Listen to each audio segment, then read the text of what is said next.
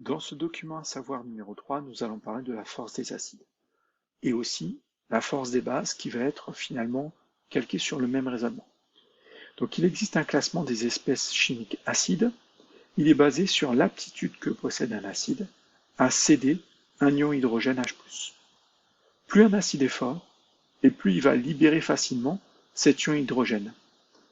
Et la réaction de référence choisie pour établir ce classement est la réaction entre un acide et l'eau. C'est-à-dire que finalement, plus l'acide va céder son ion hydrogène à la molécule d'eau, plus il sera considéré comme fort. Plus la réaction, j'ai un peu trop de réaction ici, donc plus la réaction, voilà, ça va mieux, entre l'eau et l'acide s'approche d'une réaction totale, et plus l'acide sera fort. Donc, plus la réaction se fait, et plus les réactifs sont consommés, donc ici le réactif c'est l'acide, l'un des réactifs c'est l'acide, et plus finalement l'acide sera considéré comme fort.